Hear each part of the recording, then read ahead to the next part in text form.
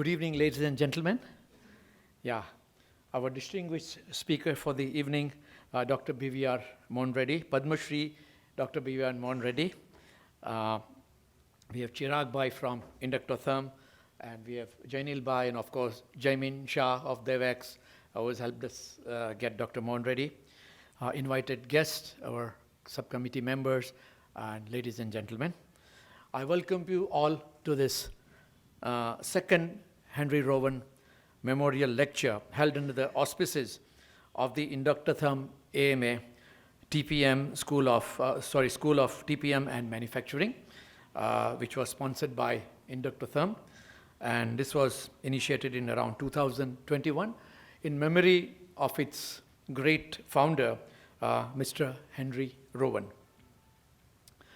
Inductotherm has been very kind enough to support us in our activities, and besides this center, they also have sponsored two other activity centers. That is the Inductotherm AMA Institute of English Language, under which we have a lot of language programs, short term for working people, for students, senior citizens and all that. And also an AMA, Inductotherm AMA Academy of Supply Chain Management, which is a pure business program, which is different programs or talks on supply chain management are held in different times of the year. And I express our deep gratitude to Naishad Bhai Parekh and Chirag Bhai, for their continued support, for their generosity and supporting AMA activities. Today, AMA has over 58 different activity centers, doing a gamut of activities which many of you are already aware. Before I introduce Dr. Mohan Reddy, I'll talk something about Mr. Henry Rowan, the founder of Inductotherm. And I'd like to mention that Dr. Reddy, we are again very fortunate to have him for the third time. He was here in March 2016 while he was the NASSCOM chairman. And again, he was here in March 2020 when he talked about the IT industry challenges and all that. Now, of course, I'll be introducing him. But a little bit about Henry Rowan. We've also got a small handout we have put on the seats which mentions all that. But nonetheless, I would like to say that.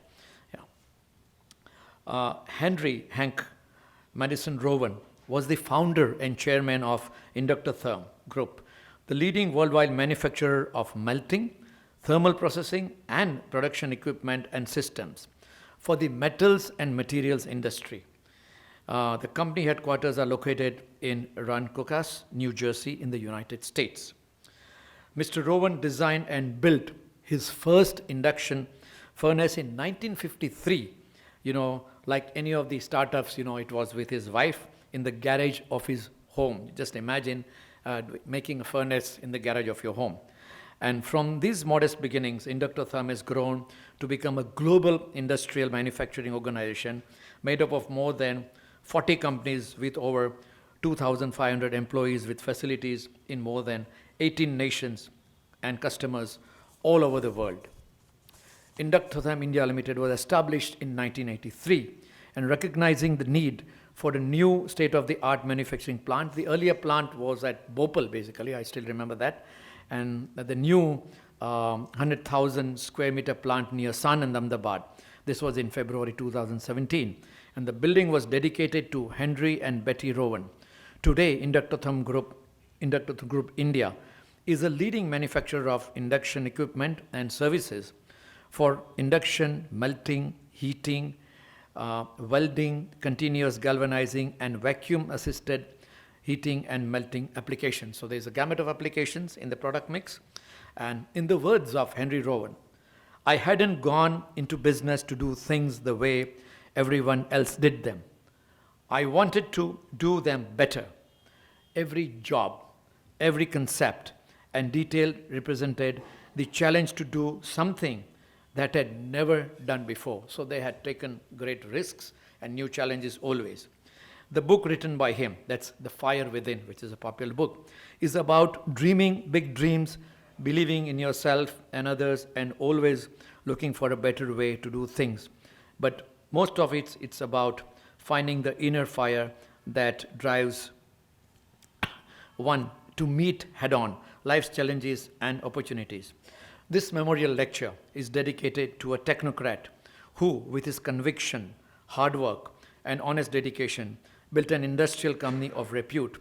He won the hearts of several persons, both employees and customers. So we salute to this great person, and we are really I'm glad to have this second memorial lecture.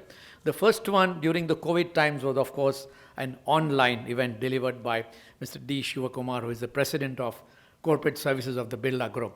But as you'll all agree, it's always better to have a physical event than an online event, but that time it was inevitable. And before I hand over to Padma Shri Dr. BVR Mohan Reddy, a brief introduction about him. As I've told you, he's visited AMA 2 other times. He is an industrial entrepreneur and founder chairman of Scient, a global technology solutions company, and by pioneering outsourced engineering services from India in 1991, Mohan led Scient to contribute over 35 billion in cumulative exports, that's dollars, 5 billion in cumulative exports, firmly placing India on the global engineering research and development services map. So it's a very specialized kind of product they're doing, which is very unique. And an example which he cited me a few years ago was like a Boeing engine, it's one of their clients. So in real time, all the planes that are grounded or flying, their monitoring is online continuously. So all parameters are known. So you can know that lots can be done with their software, which is of very high value to the user and for safety also. Dr.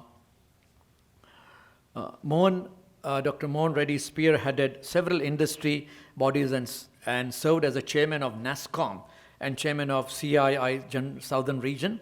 He is also the founding director of T-Hub, India's largest startup incubation center. Mohan took up several leadership positions to promote higher education. He is the chairman on board of governors of IIT Hyderabad, IIT Roorkee, a member of the Leadership Advisory Board at the University of Michigan College of Engineering in the United States, and a member of the Court of Governors, Administrative Staff College of India, that's very much in Hyderabad. And as mentioned, he's the recipient of India's 4th highest civilian award, that's the Padma Shri. So we are really honored to have you, sir. It's always a pleasure. And he'll be talking also about his book, which is written. So I don't want to waste much of your time, but before he talks on behalf of all of you, I'd like to welcome him with flowers and a memento. Thank you. Thank you. Thank you very much.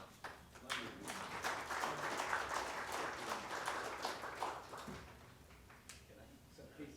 You are okay? Yeah, of course, please.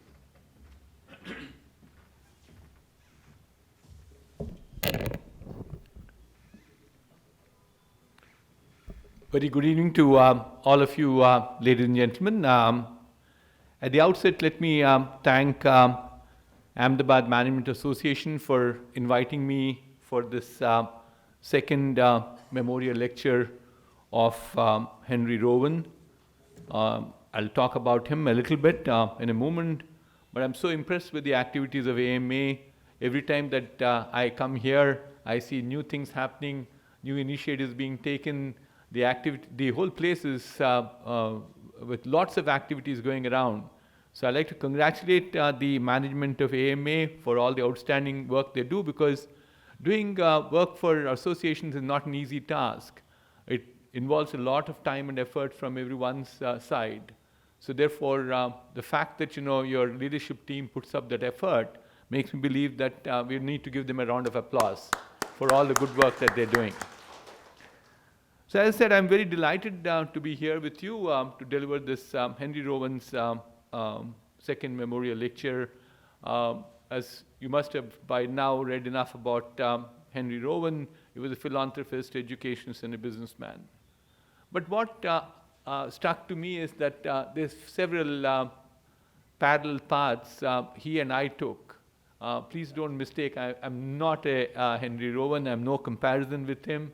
There are a few similarities that I have, and I was reading about him, so I decided to just highlight them. His pursuit was all about higher education and philanthropy, a common interest that I have with him wherever he is. Created countless opportunities to individuals, and he set up this place called the South Jersey Technology Park, which is the research and business incubator. And I do incubators too at this point of time. I created the T-Hub for the Telangana government, which actually in the last 1 week was voted to by the government of India as the best incubator in the country right now, the T-Hub 2.0. That's the momentum we created. I'm a very strong believer in terms of supporting the academic programs, the ecosystem. And he also had an unending search for innovation, and that's what all entrepreneurs do, and certainly led Inductotherm to be, thank you, Inductotherm to be the global leader. I can't even believe it had 36,000 melting and heating systems. So I take a bow for Mr. Henry Rowan for all the good work that he has done, but amazing was his philanthropist pursuit in giving $100 million to create a university in his name, which is doing extremely well right now. Let me move on and say that, who am I at this point of time? We heard about, what I am so far, but what you did not hear is that I'm a first-generation entrepreneur. I come from a very middle-class background. My father was a police officer. My mother was a homemaker. And we are 4 siblings. I'm one out of the 4, number 2 in the list. And that's how I think, the Indian dream is. Most of us have the similar background. And I'll tell you why I make the difference on how I started pursuing for excellence. I was a very ordinary kid. In class 7, I actually got mathematics marks, which my mother felt that I would never pass the 7th grade itself. So she called me one evening and told me, saying that how annoyed she was with the performance that I had in my school exams. And she threatened me by saying that if I didn't do well in the school exam, she will send me back to the village. And my paternal grandfather was a farmer. No demeaning on the farming community, but it's so hard work, for sure all of us appreciate that. It's a very risky business. Not many entrepreneurs get into farming at this point of time, unless you get into large scale, that's a different story. But that was the threat I had. And more interestingly, she said something else. I have a sister who is a year elder to me, who became a medical doctor ultimately. And she said, when she can come first in class, what's wrong with you? A girl can come first in class, what's wrong with a boy? And that was actually putting a lot of stress into myself, saying that there's something really wrong with me. So I started looking into my sister and said, look, what does she do better than me? And she was extremely hardworking. I said, that was not what it was. I was lucky-go, happy guy, did many extracurricular activities. I used to, even at class 7, I did a debating show once. But that was not enough, according to my mother. And that's true, absolutely. She was spot on. Enormous amount of influence my mother had on my journey. That's when, in that process, what happened is I discovered that there is something called excellence. That is, you don't know what it is, but you strive to say, I get better and better. It's not about my neighbor. I don't compare myself with my neighbor. What I do is that I constantly work towards a goal which says, I will be better than what I was in the past. If that is the motive that we have, ordinary people can become extraordinary people. With all modesty, certainly, yes, the accomplishments that I have certainly makes me stand differently from others. Why did that happen? It's a simple thing called pursuit of excellence. And that's what Henry Rowan also did. That's a commonality that I have with him. I went to a university. I got a gold medal in my bachelor's degree. I was a 9.5 pointer in IIT Kanpur. I was the top of the class. I then went to University of Michigan. All that was good. I worked as an entrepreneur. I worked for somebody else for as many as 18 years. I got all the skills that I needed to become finally a boss of myself. I'm sure some of you who belong to, not necessarily, I may be the oldest man in this room, But people who know about the past, how India was, can relate to me saying that the opportunities are not many, even if you wanted to become an entrepreneur. Jaimin is very fortunate. He was born at least 20, if not 30 years behind me. And he has an enormous amount of opportunity with technology changes. We'll talk about it with the very friendly ecosystem that you have. Ease of doing business has become so good. There's a very classic story that I wrote in my book too. I don't recall which chapter is it in. In 1990s, if you wanted to import something, you went to Delhi to get what is called as a license. Whereas now I'm sure you can import anything using even Amazon. Amazon puts even the customs duty on top of it, delivers it to you at home. There's a small box you need to tick mark where you will say, if the customs duty changes, I'll pay for it more or less, whatever it is. I'm sure it's never less, it's always more, but it doesn't happen very often. So we used to have this till 1991, DGTU was in existence, till we embarked on this liberalization mode. And what was the department, DGTD expansion was Director General of Technology Development. They neither knew anything about technology nor knew about development. And here was the more, it might sound very amusing, more arduous task. There used to be 2 chairs outside the Director General's office. One chair had 4 legs. The other chair used to have only 3 legs. The leg was broken. So how do you balance yourself is pushing it towards the wall. And the 4-leg chair was reserved for the peon of the office. So you had the 3-leg chair only. That's what the visitor's duty was. And then, I don't know how many of you know this thing called BD. BD is, it's a cigarette-like thing. It's actually a tendu leaf rolled up. It's consumed here too. Very, very difficult to inhale the smell. And I keep saying that, you keep reading on these cigarette packs saying that cigarette smoking is injurious to health. And I keep saying cigarette smoking is injurious to health in long term. Whereas, if you do BD smoking, it's injurious to your health immediately, because the smell is so nauseating that you can throw up immediately. That used to be the situation. This peon used to smoke BD, and you used to sit with him in a 3-leg chair, wait for the Babuji to call you. At least an hour, if not 2 hours, used to be the wait time. From that situation, you can well imagine what happened to us. So therefore, but then I had to wait for 18 years for the liberalization to come by. I had to wait, but I crafted my journey to make sure that when I became an entrepreneur, I knew many things than many other people. I knew how to run the business by the time I was when I started an entrepreneur, because I also did a very interesting journey of my life, which I talk about in my book, All Right, is that I started my job with DCM Group, with Lala Charitramji, as a management trainee, looked after operations. That's my first experience. I went abroad, came back, and moved into software. I used to write software. I used a good word called software, but it was a programming language called autocoder. Jaimin, you know this language? No, you didn't even hear about it. A programming language called, I'm saying Jaimin right now. No, a programming language called autocoder, which none of you must have heard about it. It was forerunner to somewhere around Fortran, Basic, then Basic came by, C came in, C++, and so on and so forth. So that was the first time I really had a full-time operating role in computers. I was writing the software. I was called EDS, Electronic Data Systems guy. And then I had one more experience of, this is a German company called Bosch. And then I decided I'll jump the ship and become a salesman. People get very surprised about the role I played from software development to sales. But I thought, I can do that too, and I got that experience in an aggressive company, which still continues to be very aggressive, called HCL.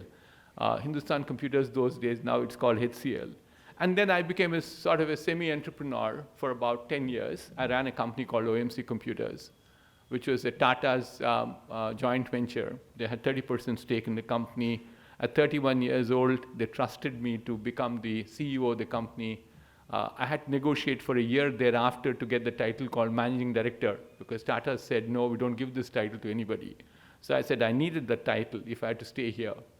2 years later, one day, Mr. Tabakwala was the chairman of the board, who was also a member of the Tata Sons, asked me this question, saying that, Mohan, all this is good. You seem to control the company so well. If a bus comes and stops on you tomorrow, what happens to this company? So as immature I was at that point of time in my life, that's what I'll describe myself, that I said, Mr. Tabakwala, I don't know what happens to this company, but I'm very worried about my 2 young children right now. But so I prolonged this journey for some more time. That was 18 years that I was as an entrepreneur before I started this company. I started this company with a modest home with 4 engineers. And I certainly wanted to be different from others. There is this question people ask me, saying that, why did you become an entrepreneur? And I don't know how many of you read this poem by Linda Ellis called The Dash. It's called The Dash, D-A-S-H. You can go and Google, and this is a small miss in my book. The last minute editors were moving it up and down. It somehow got dropped somewhere. I'll show the poem to you in a minute. But more importantly, what is the whole synopsis of Dash was all of us are not immortal. My young friends will disappear much later, much, much later. They have maybe 100 years ahead of them. Whereas people like me have maybe, I don't know, it might even happen tomorrow, but we have a very short fuse. But ultimately, when we all disappear, there's a tomb, and there's a tombstone. On the tombstone, there is a name of a person, the day you appear, the day you disappear, and there's a dash in between. If you look at those 3 things, 3 elements I talked about, the name, date of birth, date of death, is not in our hands. Name also is not in your hand, somebody else controls it. What is in your control is just the dash. That is your contribution to this world. The dash becomes longer, shorter, it probably becomes darker, less darker, depending upon what you contribute. And the dash comes out of one simple thing called, what is the purpose of your life? You ask this question. You can be anything that you want to be, but especially my young friend here, sitting here with us this evening, you should ask this question. What's your name? Nilesh. Vivek. Nirek. That's a very good name, very unusual name. So you have to ask this question, why am I here? What am I going to do in life? Ask this question afterwards. And then you'll all find an answer for yourself. You might like to become a good author. You might become a scientist. You might become a medical doctor. But you need to have an answer. The answer I found for myself was I want to become an entrepreneur. I wanted to contribute as an entrepreneur. To me, entrepreneurial journey was much beyond just creating jobs or creating wealth. And therefore, I started this company in 1991 with 2.5 million rupees, as what it says in millions there, but in very simple terms for all of us to understand more clearly, it is 25 lakhs of money. In those days, it used to be $100,000. 25 rupees used to be $1 compared to 82 rupees as market closed today. And this 25 lakhs, 20 lakhs of my money, and there are about 5 lakhs of 2 friends who gave me 2 checks of $10,000 each. And we built this company. We approached IDBI. We got some loan, all right. I'll tell you more about the loan, which is called VCF, Venture Capital Fund. But if you go and read my book, I use this word called, it was not Venture Capital Fund, it was called Vulture Capital Fund. See, look at the change that has happened at this point of time. What did terms I got for that fund, that loan at that point of time was 21% on a 97 lakh loan. And there was 6% royalty on my sales. And there was a flooring with no ceiling. That is, I had to pay 30 lakhs as royalty. That was must. And there was no ceiling. For 5 years, they had to, till the loan was finished off, they would definitely get the royalty. If I didn't pay the 30 lakhs even after 5 years, they would convert that into equity in my company. So that was the situation. And you can think about what you have today. It's so different, so positive, if you want to become an entrepreneur. And I did a couple of rounds. I also did an IPO in 1997. If one regret I had was I took the company public a little early for whatever good reasons. I think you do good things, you do not so good things. And today our market capitalization is about $1.25 billion. That's about a little over 10,000 crores. So at 25 lakh money, there's infusion of little bit money here and there, all right, but it's valued at 10,000 crores today. People who trusted us and gave us money in the IPO in 1997, if they gave ₹1,00,000 to us, after 25 years, it is at 6 crores. That's the money that they made. And I think it's very gratifying to hear these stories. As an entrepreneur, that's what you think. Gratifying because, people tell us, I sent my child abroad because if I work in this company.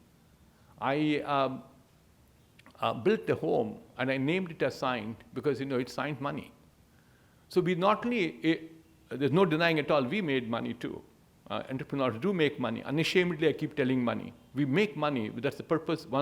If you go and Google saying that, who is an entrepreneur? What's the definition of an entrepreneur? Google will tell you 3 things. Entrepreneur has a business idea. He puts lots of things at risk with a motive saying, I want to get economic benefit out of it. That's precisely what entrepreneurs do. And I did that too. But then what we did was we also shared wealth with wealth creators. A lot of investors trusted us in the IPO, the people who made that 6 crores, who had trust in us to make that money. So therefore, this is where I think I'm a little dissimilar to Henry Rowan. Henry Rowan always ran private companies. Inductor Therm is still a private company, I assume, right?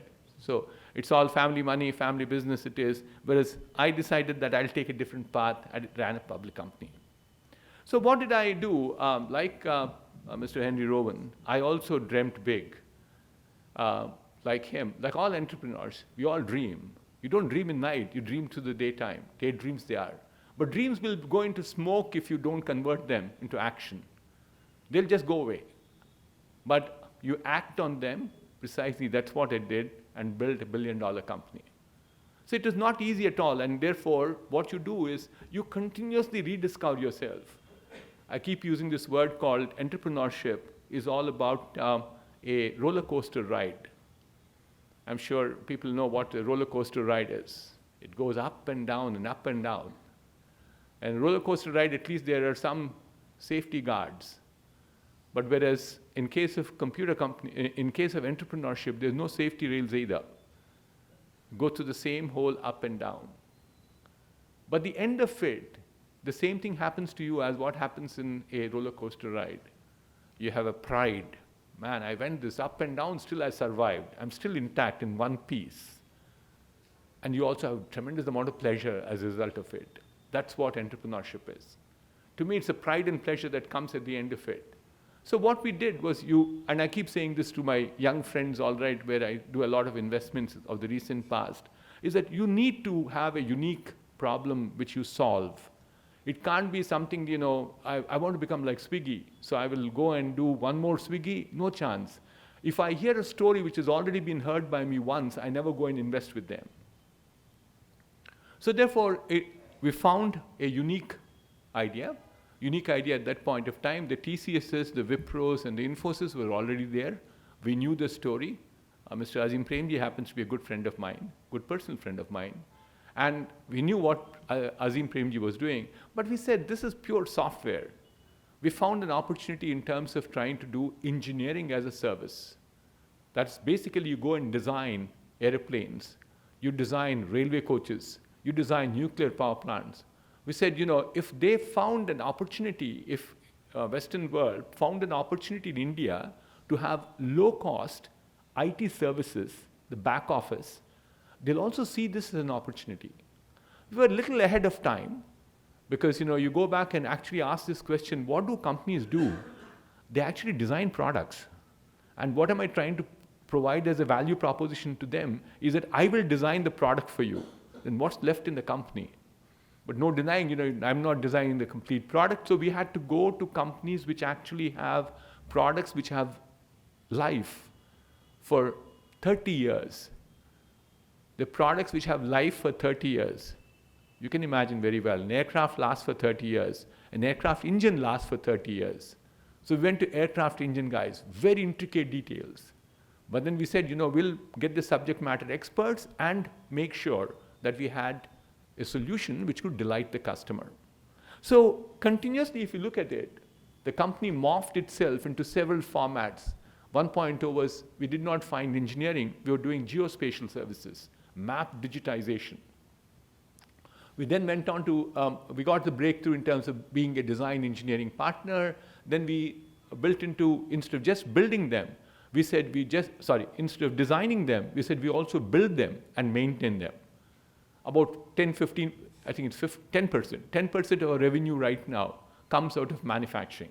That's a separate story I can tell you, but we'll defer it for a while. We now have, we are building a lot of IP within the company, which is our intellectual property, which can be used, reused with different customers, which will help us in terms of gaining customers quickly, and also making sure that the solutions we offer can go to market much faster from the customers as such. And finally, we are also going through a major transformation of digital transformation everywhere in the world. I was telling my friend about aircraft engines, he said, and aircraft engines today, if you look at it, the new norm that we all have is something called the digital twins. That's basically a product, is exactly identical product is there in a digital format in a computer system. If an aircraft engine has a problem somewhere and the sensors sending that information, we can then simulate it and then find out what precisely is going to be the outcome of this flare-up that happens within the engine. And that would be true with any product for that matter. There are so many digital twins that are going around at this point of time, to the extent I'm sure, if you look at this big initiative that's going on with the government called smart cities. So smart cities also are digitally created one more time. So therefore here, if the light is not glowing, it shows on the screen there that the light is not on for you to go and fix it. So the company is going through a major transformation. This is how companies are built, by focusing on making sure that you pursue for excellence. You continuously reinvest yourself and rediscover yourself. What did we do in terms of making sure our company scaled? Because one of the challenges we always find with companies is in scaling they also miss out. First is people say, I've got a great idea. I have a great solution. I've got a great team.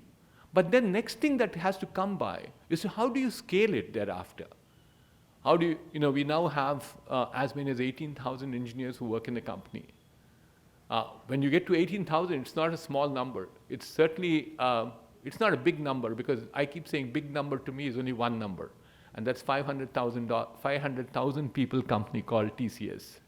I'm not there, but then I'm still therefore compared to them a very small company. But even at the small company of managing 18,000 people, occasionally you know how difficult it is to manage our own staff within our house. 3 people, maybe 4 people, 5 people. You always have these challenges. But you now think about 18,000 people. How do you manage them, and how do you manage the quality is making sure that you consistently run a process. Your process rigor becomes unimaginable, honestly. You can think about everything has to follow a process, only then you have a consistent quality coming out. So I describe this as my strategy called PPT. I'm sure many of you could relate it to PowerPoint presentations. But my PPT is people, processes, tools, technology, and training. Our ability to recruit people, reward people, retain people, retrain people helped us in building this company to where it is. We put a lot of emphasis in making sure that we got the processes right. Every quality standard you can think about in the world which pertains to us, we got it. And we also certainly believe that we need to have the right technology, we need to emphasize on training, and use the right tools. That's how we built a resilient, scalable organization. So who are the other people who become very important for you in your life? Is that customers. People say, I have 1 customer, 10 customers. But you need to have that customer stickiness with you. I believe we right now have 99% of our customers have not left us. We have actually a tail, as we keep calling it. If customer does not scale to $1 million for 3 years, we make sure that we separate ourselves from the customer because it doesn't work out for a company of our size. Nothing more than that. The sales overhead is so high that we keep saying in a services business, after 3 years, $1 million doesn't happen, it is not there. So, but how does it happen then? We are paranoid about customer satisfaction. I was a small company. I had no big business. And then there a $10 billion company called Pratt & Whitney came to me and said, become my outsourcing partner. A very interesting story we have. I accidentally met the executive vice president of engineering, a gentleman called Ed Grove, and told him all the story about wine production in India. He liked my story. We talked about technology thereafter. Because the first he has to trust you, he liked you. And he trusted me and gave me a large contract. We now have 1,000 engineers who work on his business. $100 million business it is, an annuity. Year after year, it's going on touchwood million times for last 21 years now. How does it happen? I went and asked Ed Crow this question 6 months after he gave me this contract. Ed, tell me one thing. What made you decide in my favor that day? Because all the other people were also in the line. He said, Mohan, it's called trust. Whatever you told me, and that night I had dinner with him. Next morning I took him to my office and showed him the office around. He said, Mohan, whatever you told me, it was there.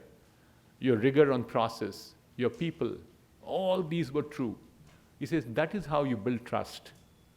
What is trust to him and what is trust to me today is under promise, over deliver. In a lighter vein, I joke with people, if you over promise, under deliver, you're called a used car salesman.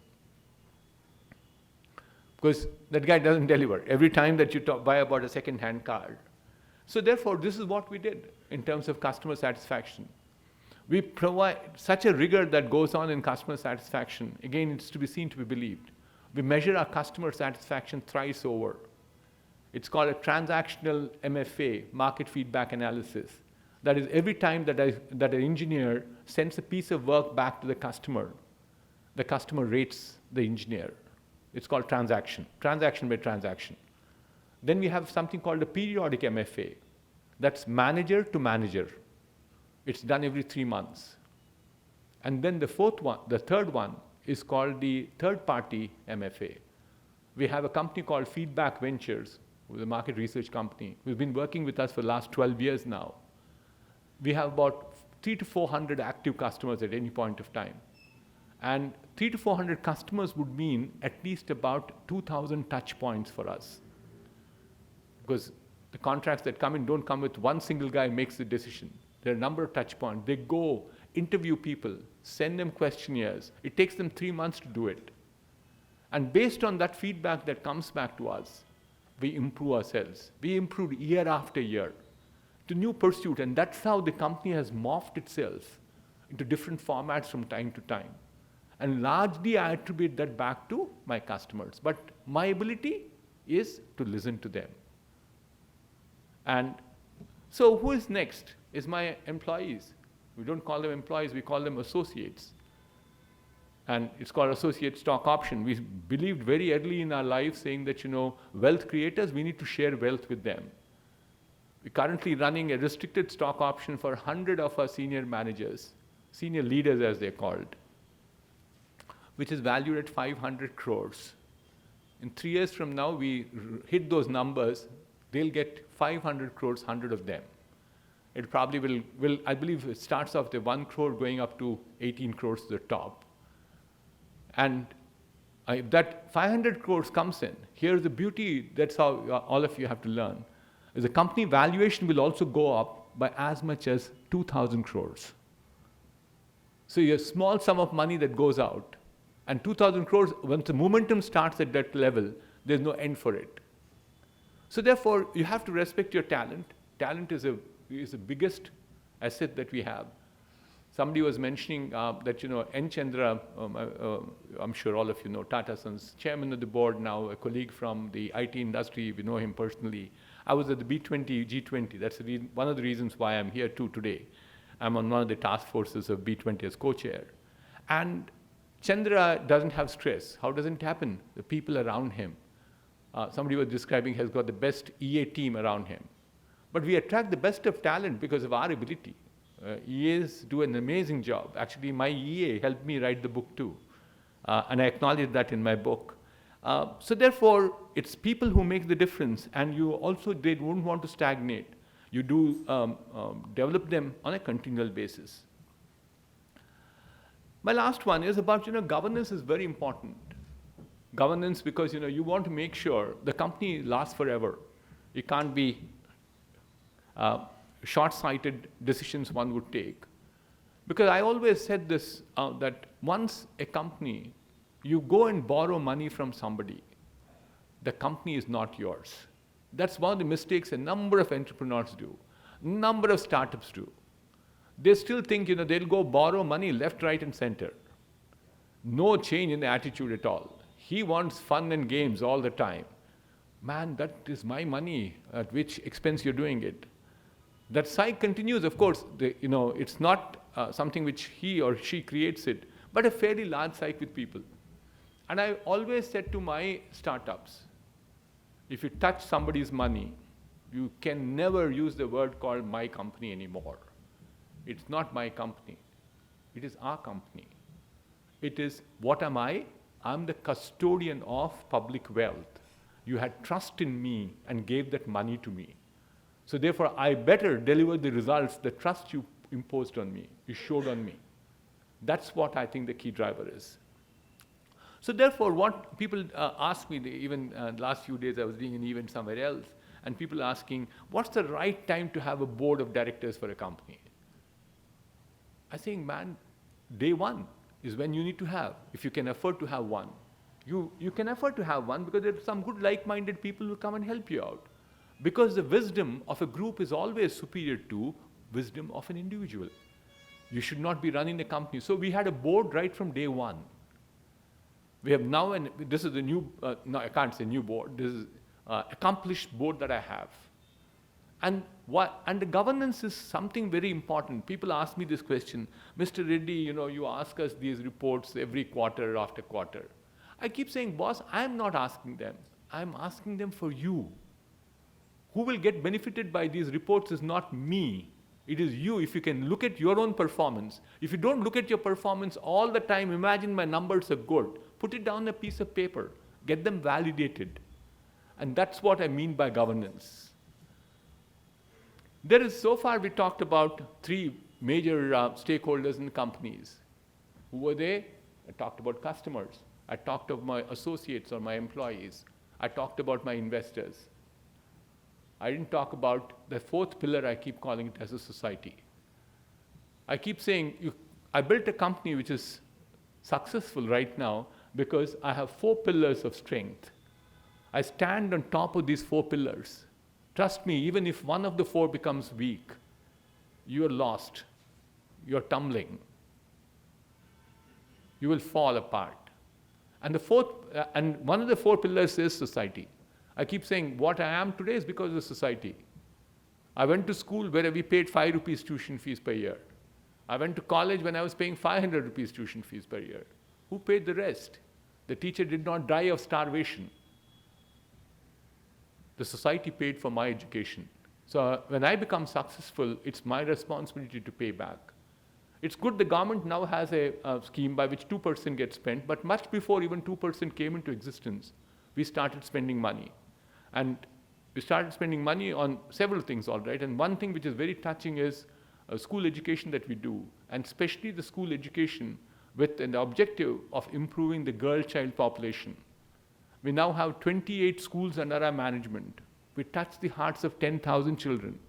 When we adopted these schools, say anywhere between 8 to 12 years back, from 8 years I think we stopped adopting anymore.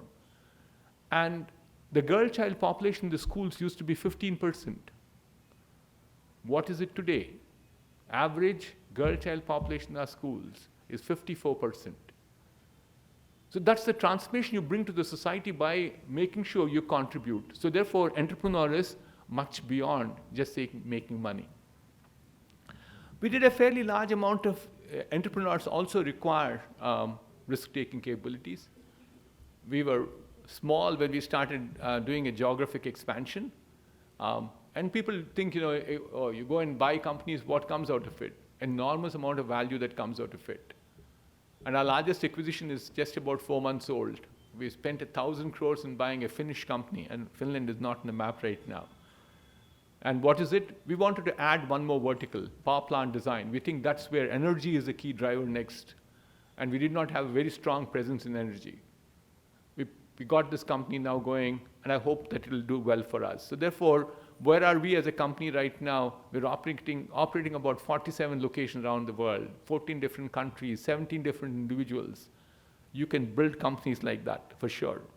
And innovation is something which drove us to where we are today. It's a continuous transformation that you do. Constantly ask this question, why? Why is it done this way? That's when you start saying, I have a better alternative. I have an alternative by which I can do things better. So where are we as a company right now? Maybe these numbers are almost there. $600+ million of revenue, about 12 or 13 different verticals that we work on right now. In 14 countries, as I said, it still says 15,000. I think after the acquisition, we're closer to the 18,000 number. Here is the foundation, because I'm running out of a little bit of time, so let me get it closed off quickly, is that here is the foundation for my company, and that's the first lesson I learned.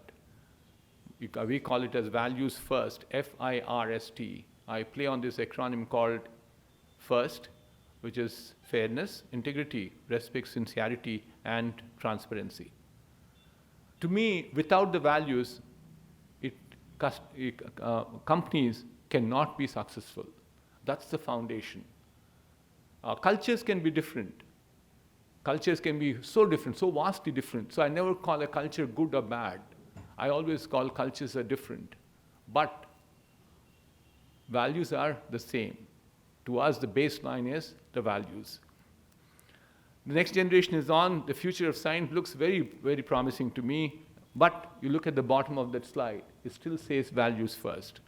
Values won't change. We'll become more agile in terms of our culture. We'll become more ambitious. We've got growth mindset at this point of time.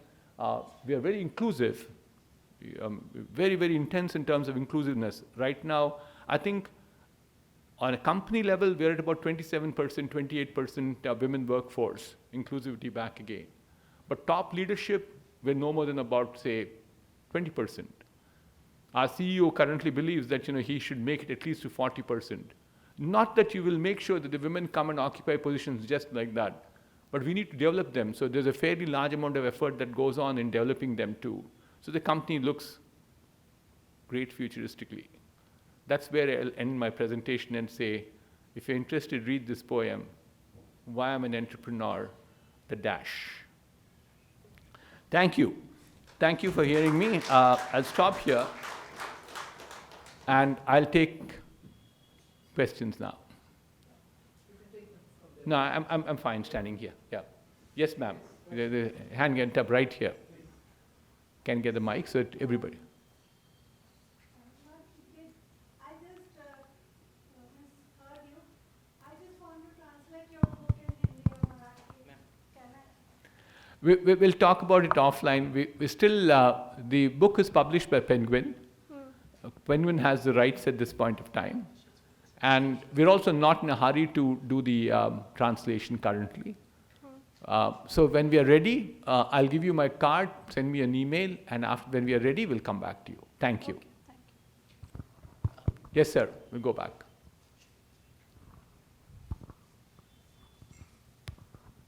Thank you for the insightful session.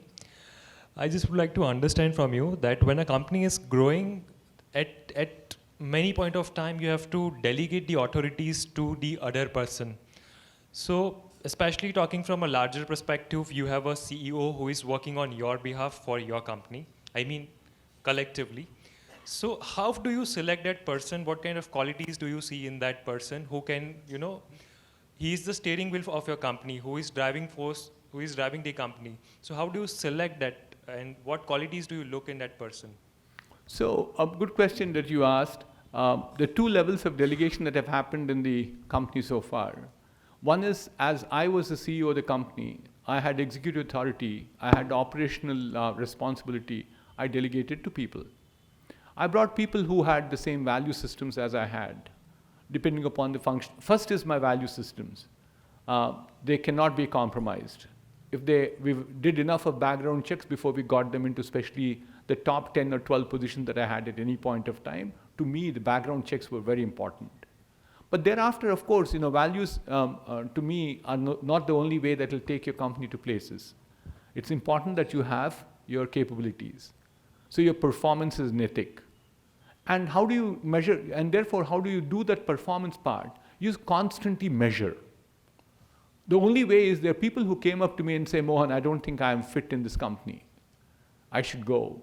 For the simple reason I already did my math myself, and I'm not living up to your expectations. So therefore, it's basically values and performance, and you can go wrong. I have gone wrong. I can assure you that. And I got 18,000 people. I'd have probably interviewed at least about 5,000 who are so far in my life. But my judgment call could also be a wrong call. So therefore, you take chances too with people. But you try to get to a decision fairly quickly. 3 months, one gate, 6 months, next gate, 1 year, final gate, in or out. That's how it happens. But the second one is more interesting and more important. I delegated the company itself. It's not my company anymore. I'm the largest shareholder, all right. I let go the company at this point of time, and I found somebody whom I thought had same values, had the fire in the belly to grow this company, much more capable than I was. I continue to believe in that. Actually, I keep sharing this. If you take an IQ test with anybody in this room, I'll be lower than them. I put an effort in making sure that I probably worked very hard to be where I am at this point of time. So therefore, when I see brighter people and having the same fire in the belly, I'm very, very encouraged to say somehow we should get them on board. But in this particular case, it didn't happen to be somehow I had to get him on board. It happens to be my son. Not because he's my son, he became the CEO of the company. I tell people that my investors came and told me one day, Mr. Reddy, Krishna would have been the CEO of a $1 billion company, irrespective of whether you gave one or not to him. So therefore, we saw that fire in him, and the same thing continues. Actually, we have a chief operating officer.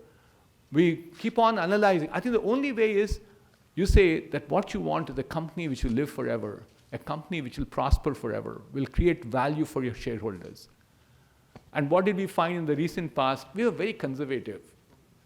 We thought, we need some aggressor into the company. We brought an aggressor. Man, you see the fun now. He's a year and a half now. He'll take over something else in the near future. And the action will start then. We trusted him, we trained him, and that's how life is gone. So therefore, you have to calibrate people, and that's another trait in you, to delegate. Yes, sir. Thank you, sir, for your wonderful session. We are delighted to see the business model which you showed, and similar to many other business models we know about. Especially, I want to know that the special excellence, what you bagged, the award for Padma Shri. Very interesting question you have. Actually, 2017 is when I got the award. And I keep saying I did so many good things in business. Actually, this is the story I keep saying. Entrepreneurship, as I defined earlier, is about having a business idea, taking risks, making economic benefit. I did that. But entrepreneurs also participate in nation building. We participated in terms of employment generation. That's number one, all right. You saw that number. We participated in building the foreign exchange for this nation. All of us do. All the industries do at this point of time. Some of you may not be old enough, but in 1991, when this country took the path of liberalization and globalization, we were precisely in the same situation as what Sri Lanka is today. Exactly where it was. You must have seen it, absolutely. Unable to pay our foreign exchange. Then the Prime Minister was Mr. P.V. Narasimha Rao. His Finance Minister was Manmohan Singh. Sheepishly, they were actually shipping out gold from India to Bank of London, pay for the debt. Where is it today? We have $550 billion of foreign exchange reserves in this nation. How did it happen? Policies of the government, no denying. But policy does not get you money. Somebody has to execute it. Industry executed it. So therefore, we participated in nation building in terms of foreign exchange. But more importantly, I told you about the social responsibility. I personally feel that it's my CSR which got me the Padma Shri. And amazing results we have said. I told you only one thing, about 54% of girl child participate in our schools. We saw the dropout numbers go down to single digits. Government schools, people coming for recommendations saying that, sir, can my child get an admission into your school? From a situation, they were all like, downtrodden, broken buildings. So you have to do, that is amazingly satisfying to you today. So there could be a number of things that you can do, you should do as an entrepreneur, and you can do as an entrepreneur. You combine both of them, you're a winner. Good evening, sir. Good evening. Right now, the era is like, people are more into social things and social media, OTT platforms, Shark Tank and all. And entrepreneurs, young entrepreneurs are, seeing one business model and they start thinking themselves they can build a new startup venture and they jump into that, particular session or, entrepreneurship. And after some point of time, they feel that this is not my cup of tea and they just, close their startup. So what I see that they run for success instead of excellence. So what is your hidden secret that how you pursue that kind of excellence, where technology was not there, where inspiration were very limited. Like right now, every now and then we can scroll Instagram reels and we get the inspiration, but at your stage, there was no such kind of thing. So how you get that inspiration and whom you see as your role models? Good, thank you for the long question. But the inspiration comes from within also. A lot of people feel that way. And the inspiration to me is my belief in life. My belief I can do something better tomorrow. I promise you, that's my objective. I can still do something better tomorrow than what I did today. What did I gauge myself? I'll be very transparent, open. That's been my life. I spoke at B20 today. I thought I didn't do a good job. I'll definitely know, and I can always find several excuses for it. But I say no, that was not the excuse at all. I should not do a bad job. So therefore, I will rehearse myself better. I probably should have collected my thoughts much better. I could have been articulating much better. So therefore, what is that? That's search of excellence. I want to do better than what I have done so far. Okay. So I don't have an inspiration as a role model in life. I certainly look for good things in people. But those good things in people come into me. So therefore, I can't call out one. There are many people in the list that I have.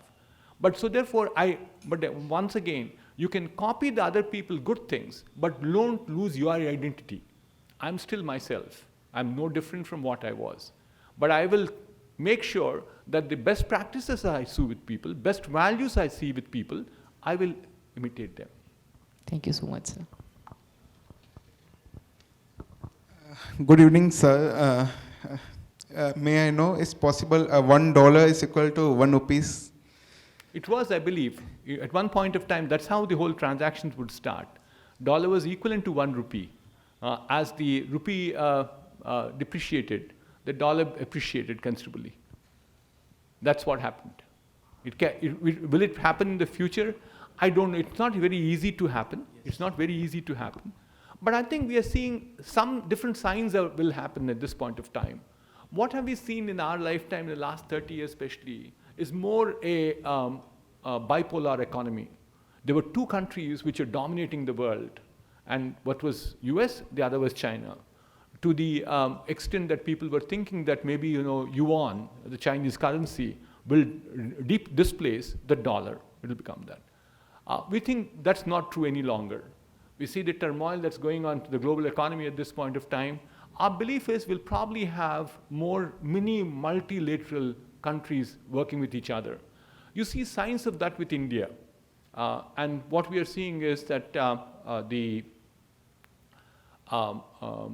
we have FTAs going on, free trade agreements, with Australia, Canada, we signed them. So like-minded countries will work together. So it won't be one country which will become so powerful that their currency will become the standard. So I'm not too sure whether it'll come back to a rupee to a dollar, but there's always possibility that currencies will change. But the big lesson I have for myself, and I can share with all of you, is don't worry about the currencies. So what we do is we do what is called as a forward contracts. So based on the forward contract, that's 70% of my revenues that I earn. I don't take 100%, 70%. I run my business. So whether foreign exchange, whatever it happens, it doesn't matter. It becomes weaker, there's some more revenue coming as other income at the bottom. Okay, that's all what happens to us. So run your business based on certain principles. And the principle to us is foreign exchange doesn't matter. Take forward covers, just go to sleep well.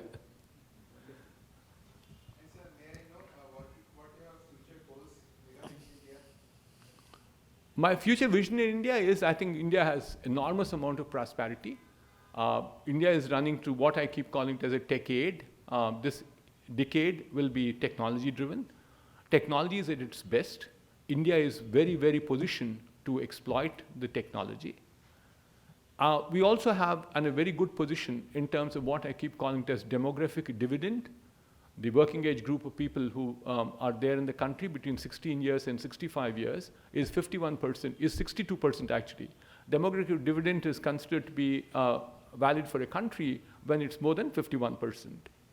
So we have young, youthful population, like one of you is you, right? So therefore, we have youthful population, we have a technology which is helping us. The government is also very supportive.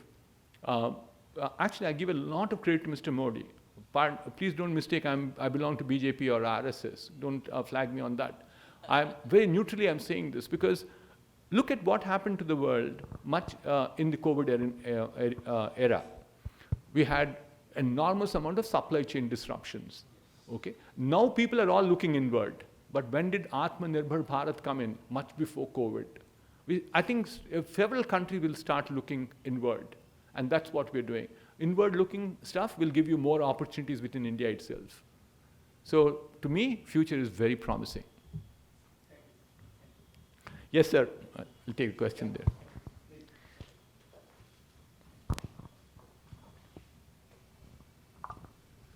Sir, being an entrepreneur, one of your key jobs is also to be a salesman for the company, especially in the initial part of the business. So I'm just curious, when you started this company, what was your go-to strategy, or how did you generate business for this company, especially given the fact that you may not have references or existing clients or word of mouth going for you? So I'm just curious to know your thoughts on that in the initial part of the journey. So one of the things that I keep saying is that entrepreneurs have to have a lot of passion in themselves. That's one, certainly yes. The other thing that I feel, and I certainly give a lot of credit to that, is they also have something called a frontline obsession. That is, they want to be in the front, not at the back. Sitting in the office, ask the sales guy to go and do selling, he won't do it. You have that fire within you, and then you have that obsession, I have to be in the front, makes the difference. It's not easy at all. If you go back and look at my own profile, even today, I think some people believe that I'm very introverted personalities. But what do I want to become? I wanted to become an entrepreneur. I wanted to make the company successful. We threw that introverted personalities out and say, let's go to the front, tell the customer, you don't need to be very aggressive with the customer, for sure. So therefore, I think the first time that you go around is you have to build this trust. It's not easy at all. I did cold calling. You know what's cold calling? You pick up the phone and say, I represent a company called Infotech Enterprises. That was the name of the company then. I provide engineering services. My base is in India. I have lots of technology experts. This is cold calling. I did the calling. It's not easy. And people just put down the phone on you. And you say, it's okay. You don't get depressed about it. The answer to me was, he shouted at the salesman, not me. I'm playing the role of a salesman at this point of time. So therefore, in the initial years, it's not easy now either. Because what is it? $600 million company. What's the next year's goal? $720 million is what I saw as numbers. Roughly, budgets are not finalized. I'm a publicly traded company. I should be very careful. But roughly, that's what they talk about. Given that we did this SciTech acquisition, which itself is a $120 million acquisition that we did. So therefore, I think life is not easy, but if you want to become an entrepreneur, you've got to have all these things day in and day out. As I said, it's a role of every day you regenerate yourself. You also go through lows and ups. When you go through low, you can say, this is just impossible. I don't want to handle this anymore. Tomorrow I'm not going to go to work. What happens next? I keep saying, you'll be labeled as loser. So I think about it, that idea comes to my mind, I keep saying, no, I have to be a winner. So what do I go back? Rejuvenated, double the energy. If today was a bad day, tomorrow will be the best day for me in life. Did I answer your question? Thank you.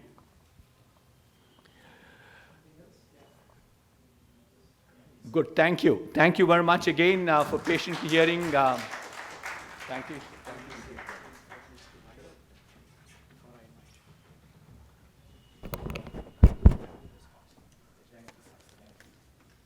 Thank you so much, Dr. Reddy, for this great evening, great experience, great take-home, I'm sure you all had.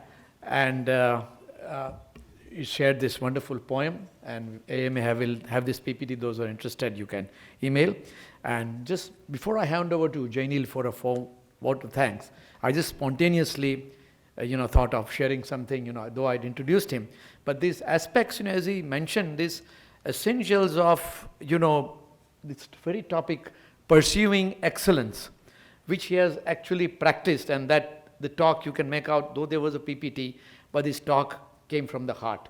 And so similarly, this essentials really talked about, and what one of the questions he answered, that getting that award of Padma Shri, and the point he made that it was the CSR activity. And this is a very characteristic part of a great entrepreneur. Classic example is Inductor Therm. Now, as a part of the CSR, they promoted 3 activity centers in AMA. So it's, yes, you're doing business, you're making money, you're empowering your employees, which you wanted the way they treated the people. And this is essential part of the point he said about governance. So these are the key takeaways that, the entrepreneur is not only about making money, and it was also nostalgic when he shared about those license times, when he said that, when he went to government offices. So I also, as a young entrepreneur, we used to go to go for, small things, like licensing. And then, as he said, that 4-legged chair was for the peon. And in my case, we used to go to Bombay, office of the textile commissioner. You could not meet the senior person. So, he would make you wait, or you can have to meet this person, that person. So we would actually intentionally walk in that office with a coat and a tie. So you would think, yeah, dusra saab aaya, to usko jaane dete hai. So we could meet those people, talk about our issues, and then come out, So those were the great days. And I even remember when he said that Narasimha Rao and Manmohan Singh, and that great revolution in 1991, where so many changes came about, and few people in the room, who had seen that time, remember that was such a changer in the whole journey of India. And today we have so many entrepreneurs, and then we have so many startups, and that again, those terms and conditions of the financial institutions, those were, today I would call it draconian. They were the reality that day. So thank you so much for enriching us today and inviting. So I'll now ask. You can learn more lessons if you read my book. Yes, please, the book is available outside. Yeah. And as it said, the whole engineered in India, this is the initiative of Mr. Modi, or Prime Minister Modi, as he said, Atmanirbhar. So this is, engineered in India. We are proud of that. And I'll request Jainil, my colleague, friend, and part of the programs committee, to absolutely, to deliver the vote of thanks. Thank you. Thank you so much, Devesh sir. I think one thing that is we cannot miss but say, but it was a mesmerizing talk. Sir, I think it was reflecting from the number of questions we had from the young and the seniors, that right from how did you begin, the entrepreneurship challenges, pursuing excellence, I think the range of questions. I often tell as a coach of public speaking to my students that if you get more questions, it means you've spoken well. So I'm not sure of the morning, sir, but in the evening you've certainly done a wonderful job, sir. Thank you so much once again. I think some of the key takeaways, of course, all of us have been very attentive, but I think he said a very beautiful word. As a management association, we are keen to learn such things. It's being paranoid about customer service. I think, this is a kind of an oxymoron, but paranoid about customer service. Trust, I think, fabulous way to, how do you build a trust? I mean, if there's one tool, one technique of building trust, he says, it's undercommit and over-deliver. Otherwise, you become a used car salesman, he says. I think, especially, how do you look at employees? You tell them employees, you tell them associates. There's a range of a difference in attitude that it brings in on us as a leadership. And of course, corporate governance development, PPT model that he very nicely put, and of course, values first. So fabulous talk, sir. We are truly enriched by you today evening, and I think this is a fabulous poem I could go through while you were taking a few questions. I'm certainly going to put it up on my desk as we practice entrepreneurship every single day. So, and I'm sure we all can do that as well. So thank you once again. All to the members in audience, there's a small form on your desk, a feedback form. At AMA, we read the feedback very seriously, sir. You must be very happy to know, because you said that feedbacks are very critical. So, as he said, feedbacks are very critical. I think one of the reasons AMA has been doing so well is because of our feedbacks. So please fill that. And once again, thank you so much once again, all of you, and to Dr. Reddy for this. Thank you so much.